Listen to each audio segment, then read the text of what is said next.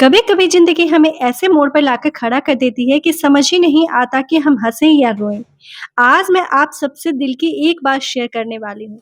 सच कहूँ, जब मैं अपने घर से तंग आ चुकी है, जब गाँव से शहर आई थी तब लगा था कि अब ज़िंदगी आसान हो जाएगी।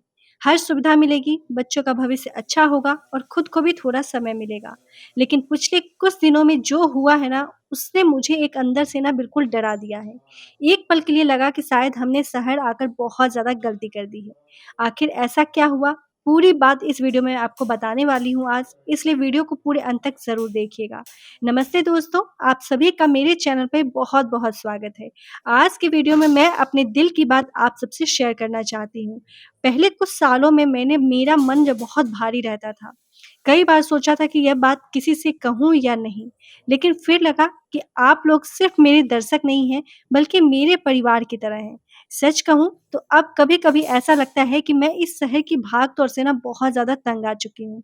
जब हम पहली बार शहर आए थे तब मन में कितने सपने थे।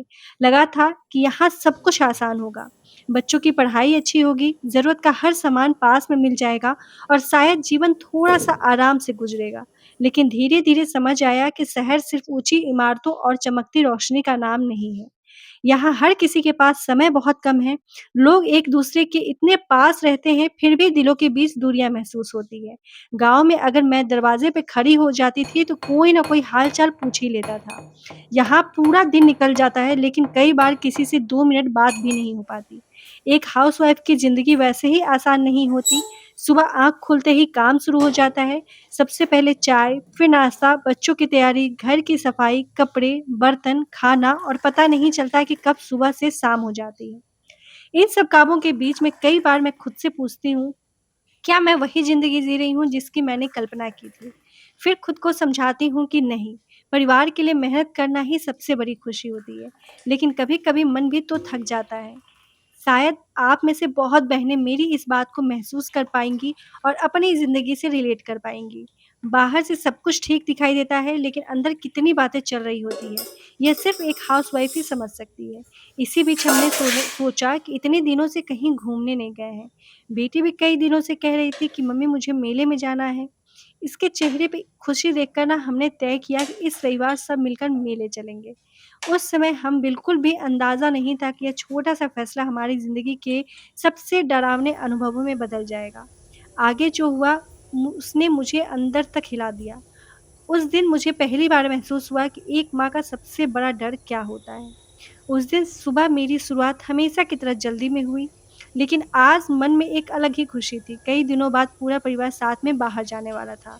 सबसे पहले मैंने जल्दी-जल्दी चाय बनाई, फिर नाश्ता तैयार किया ताकि बाहर जाने से पहले किसी को भूख ना लगे। रसोई का काम भी निपटाना था क्योंकि घर लौटकर फिर से सब कुछ करना मुश्किल हो जाता है। इतने में मेरी बेटी दौड़ते हुए आई और बोली, "मम्मी, आज सच में मेले जाएँगे क्या? फिर आप जो है मना तो नहीं कर दोगी?" उसकी आँखों में जो चमक थी ना, उसे देखकर मेरा सारा टेंशन जो है कुछ देर के लिए गायब हो गया। मैं मुस्कुराकर बोली, "हाँ बेटा, आज ज़रूर चलेंगे। पहले मम्मी को थोड़ा-सा काम ख़त्म करने दो।" वह खुशी-खुशी अपने छोटे-छोटे कपड़े निकालने लगी, कभी एक फ्रॉक पहनकर आती, कभी जीन्स टी-शर्ट पहन के आती, बार-बार आईने में खुद को देखकर पूछती, "मम्मी, मैं अच्छी लग रही हूँ ना?" मैंने उसके बाल बनाए, छोटी-सी क्लिप लगाई, उसके गले लगा लिया। सच कहूँ, बच्चों की खुशी कोई बड़ी खुशी नहीं होती है, लेकिन उसकी छोटी-छोटी खुशियों में ही बहुत बड़ी खुशी होती है। फिर मेरी बारी आई, मैंने भी जल्दी से तैयार होकर एक साधारण सी साड़ी पहनी। ज़्यादा सजने-संवरने का समय कहाँ मिलता है एक हाउसवाइफ़ को। पहले परिवार तैयार होता है, फिर अगर समय बचे हो तो वो खुद तैयार होती हैं। घर से निकलने से पहले मैंने एक बार फिर गैस चेक की, दरवाज़े खिड़कियाँ देखी और मन में भगवान से प्रार्थना की कि हे भगवान, आज के दिन अच्छे से निकल जाएँ। रास्ते भर मेरी बेटी की बातें ही खत्म नहीं हो रही थी। मम्मी, मैं झूला झूलूँगी, गोलगप्पे खाऊँगी, गुब्बारा भी लूँगी और वो वाली जो चक्री भी देखूँगी। उसकी हर बात सुनकर मैं और उसके पापा मुस्कुरा रहे थे। जब हम मेले के पास पहुँचे तो दूर से ही रंग-बिरंगी लाइटें दिखाई देने लगी। चारों तरफ बच्चों की हँसी, खिलौने की दुकानें, का खाने की खुशबू और तेज आवाज़ के बजते गाने, पूरा माहौल जो है बहुत ज़्यादा सुंदर लग रहा था। मेरी बेटी तो खुशी से उछल रही थी, उसने मेरा हाथ कसकर पकड़ लिया और बोली, "मम्मी, मेरा हाथ मत छोड़ना।"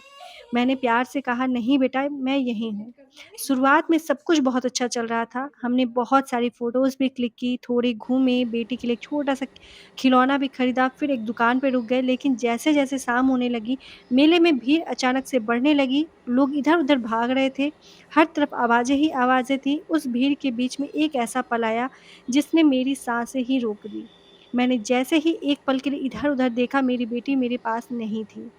उस एक पल में ऐसा लगा जैसे मेरे पैरों तले ज़मीन ही खिसक गई हो। मेले की भीड़ में अब पहले से कहीं ज़्यादा बढ़ चुकी थी। हम लोग ही लोग दिख रहे थे। कभी कोई झूले की तरफ जा रहा था, कोई खाने की दुकान पर खड़ा था, कोई अपने बच्चों के साथ तस्वीरें खिंचा रहा था। मैंने एक हाथ में अपना छोटा-सा बैग पकड़ा हुआ था, दूसरे हाथ में बेटी का हाथ थामा हुआ था। हम एक खिलौने की दुकान के सामने रुके थे। मेरी बेटी रंग-बिरंगे गुब्बारे और खिलौने देखकर बहुत खुश हो रही थी। वह बार-बार मुझे अलग-अलग चीज़ें दिखाकर पूछ रही थी कि मम्मी ये अच्छा है या वो? मैंने मुस्कुराकर कहा जो तुम्हें ज़्यादा पसंद हो वही ले लो। बस शायद वही एक पल था मैंने दुकानदार से पैसे निकालने के लिए 2-3 सेकंड के लिए अपना बैग की तरफ हाथ किया और मैंने सिर उठाकर देखा तो मेरी बेटी मेरे पास नहीं थी। पहले तो मुझे लगा कि शायद वो 2 कदम आगे चली गई होगी। मैंने इधर-उधर देखा लेकिन वो कहीं दिखाई नहीं दी। मैंने ज़ोर से उसका नाम पुकारा कि बेटा कहाँ हो? कोई जवाब नहीं। फिर एक बार पुकारा बेटा जल्दी आओ लेकिन भीड़ का शोर इतना ज़्यादा था कि मेरी आवाज़ें उस तक में खो गई थी। उस पल मेरे दिल की धड़कन जो है ना इतनी तेज़ हो गई थी, लगा जैसे सीना जो है मेरा बाहर आ जाएगा। मेरे हाथ काँपने लगे, आँखों से आँसू आ गए। दिमाग में बस एक ही बात चल रही थी कि मेरी बेटी कहाँ गई?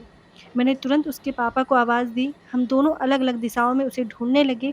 हर छोटी बच्ची को देखकर एक पल के लिए लगता शायद यह मेरी बेटी है, लेकिन पास जाकर पता चलता कोई और है। उस समय मुझे कोई भी चीज़ याद नहीं थी, ना मेला, ना भीड़, ना दुकानें, बस मेरी बेटी मुझे याद आ रही थी। मैंने मन ही मन में भगवान से प्रार्थना की, हे भगवान मेरी बच्ची जहाँ भी हो सुरक्षित हो, उसे सुरक्षित रखना, बस एक बार उसे मेरे पास वापस भेज दो। तभी किसी से आवाज़ आया कि अगर बच्चा परिवार भीड़ में अपने परिवार से अलग हो जाए तो मेले की सूचना केंद्र में जानकारी देनी चाहिए। हम तुरंत वहाँ पहुँचे, मैंने काँपती आवाज़ से अपनी बेटी का नाम, उसकी उम्र और उसके कपड़ों का रंग बताया। कुछ ही मिनटों के बाद लाउडस्पीकर पर घोषणा होने लगी।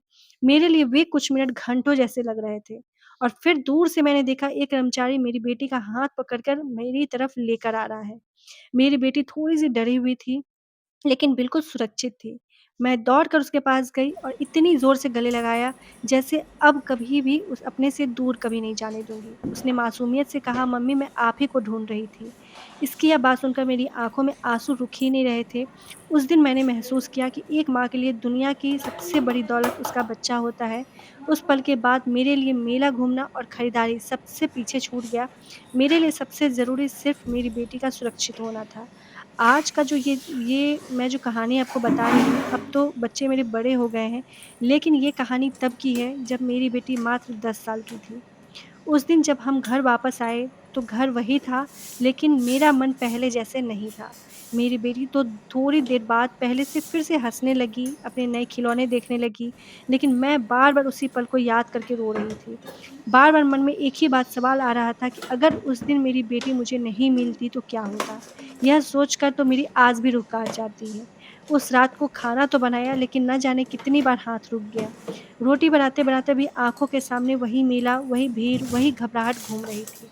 बेटी ने बार-बार आके मुझे गला लगा रही थी और शायद उसे भी महसूस हो गया था कि इस भीड़ में वो कहीं खो गई थी।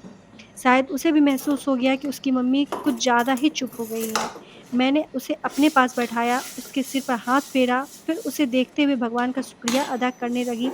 उस दिन मुझे एक बात बहुत गहराई से समझ आई कि शहर की ज़िंदगी इतनी तेज़ है, जितनी उतनी ही ज़िम्मेदारी माँ-बाप की बढ़ जाती है। यहाँ एक पल की लापरवाही भी हमें ज़िंदगी भर का दर्द दे सकती है।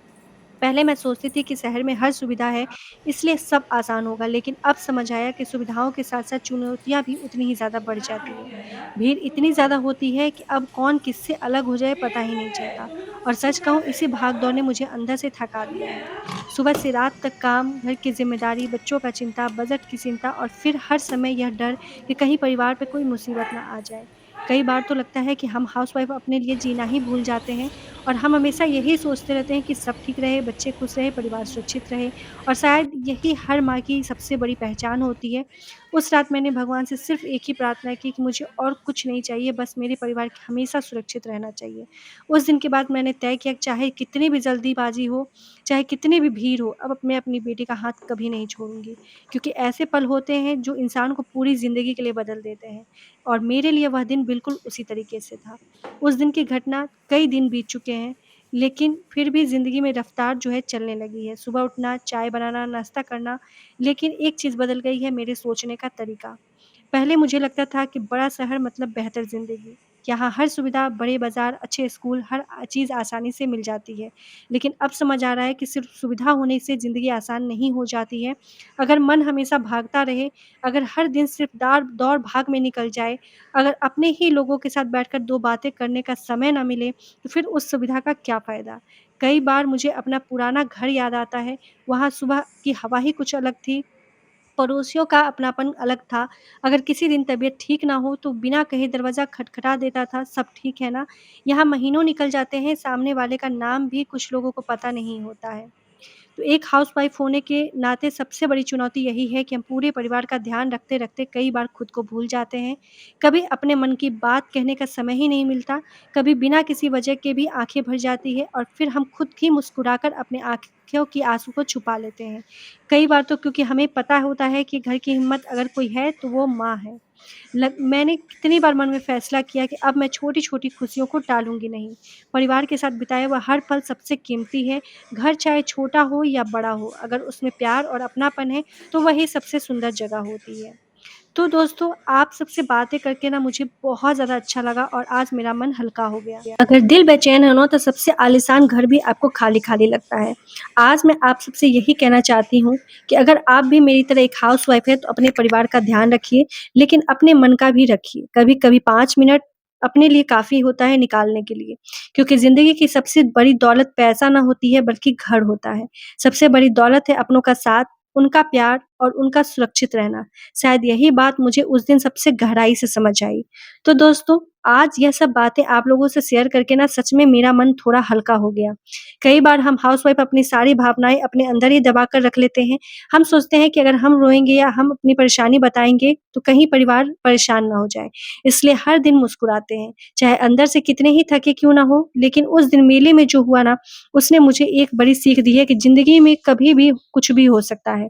इसलिए हर पल अपने परिवार के साथ बिताइए, मोबाइल, काम और भाग-दौड़ तो हमेशा रहेगी, लेकिन बच्चों का बचपन ना दोबारा कभी नहीं आएगा। तो मैं खुद से मैंने एक वादा किया है कि मैं अपने परिवार के साथ ना सबसे बड़ी खुशियाँ जो है, वो छोटे-छोटे पल जो है उसकी कद्र करूँगी। कभी चाय पीऊँगी, कभी बिना किसी वजह से जो है हँसने और बोलने लगूँगी। तो गाइज़, यदि आप मेरी कहानी से ना बिल्कुल आपके दिल को यदि छू गया हो ना, तो कमेंट में ज़रूर लिखिएगा कि परिवार ही सबसे बड़ी दौलत है। मैं आपके हर कमेंट को पढ़ती हूँ और उनसे जो मुझे आगे बढ़ने की हिम्मत मिलती है ना, तो अगर वीडियो आपको पसंद आई हो तो उसे लाइक कर दीजिएगा। अपने दोस्तों और परिवार के साथ बिल्कुल शेयर करना मत भूलिएगा। चैनल को सब्सक्राइब कर दीजिएगा। मैं फिर मिलूँगी एक नई कहानी के साथ, एक नए ब्लॉग के साथ और दिल से जुड़ी हुई नई बातों के साथ। तब तक अपना और अपने परिवार का ख़्याल रखिएगा, क्योंकि सबसे ज़रूरी है अपने मन का ख़्याल रखना। तो चलिए गाइज़, मिलते हैं नए वीडियो के साथ। जय Shri Radhe. Thanks for watching. Bye bye.